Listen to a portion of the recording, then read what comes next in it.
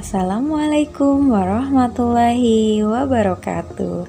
Wilujeng enjing salih-salihah, wilujeng oge sareng bunda-bunda dirompok.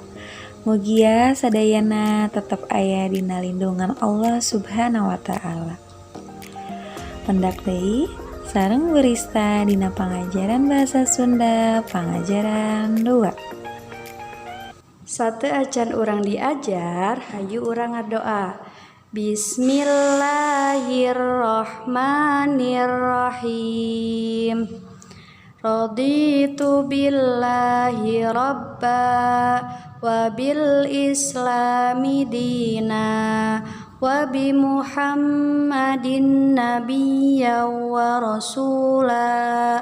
Rabbi zidni ilman warzuqni fahman wa amalan mutaqabbalan amin ya rabbal alamin.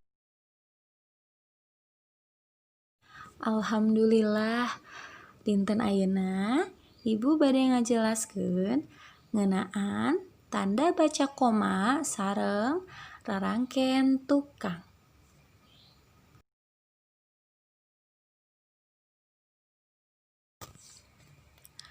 Tanda baca koma. Hidep apal naon gunana tanda koma?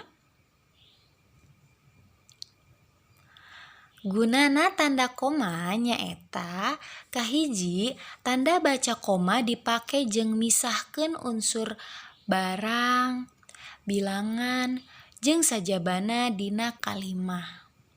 Contohna dina kantong hapis aya buku, patlot jeung panghapus. Contoh nu kadua, titin ka pasar meser tahu, tempe, tomat, jeung cengek. Gunana tanda koma nu kadua nyaeta tanda koma dipake misahkeun bagian kalimah anu make kecap panyambung. Contohna nyaeta Tuti meser seblak, Ari Ani meser baso. Contoh nu kadua, Ihsan mah geus jangkung, Ari Adina mah leutik keneh. Gunana tanda koma nu katilu, tanda koma ditulis tukangeun kecap panyeluk. Contohna, wah sae pisan acuk Jahra mah. Aduh, nyeri pisan patuangan teh. Guna tanda koma nu kaopat nyaeta tanda koma ditulis samemeh nuliskeun gelar. Contohna Didi Yudiansah, sarjana pendidikan. Hindun Azahra, sarjana komputer. Anu panderi dina pangajaran 2 nyaeta ngeunaan rarangken tukang. Keun sarengna. Di dieu aya nu masih emot rarangken teh naon? Sateu acana urang pernah diajar ngeunaan rarangken. Nah, ieu rarangken teh artina imbuhan. Sateu acana urang pernah ngabahas ngeunaan rarangken hareup nyaeta rarangken di, ka, jeung ti. Ayeuna Ibu bade ngabahas ngeunaan rarangken tukang keun sarengna.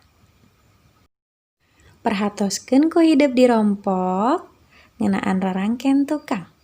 Rarangken tukang nyaeta rarangken anu ngantet teukangeun wangun dasar. Dibaca sasarengan mun. Rarangken tukang nyaeta rarangken anu ngantet teukangeun wangun dasarna. Contoh nuliskeun rarangken tukang. Asupkeun bajuna kana ember. Asupkeun kecap asalna asup.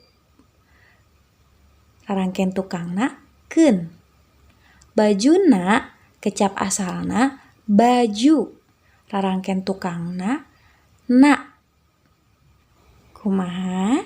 atos ngartos ngeunaan rarangken tukangna. Mugia sadayana ngartos dina pangajaran dinten ayeuna.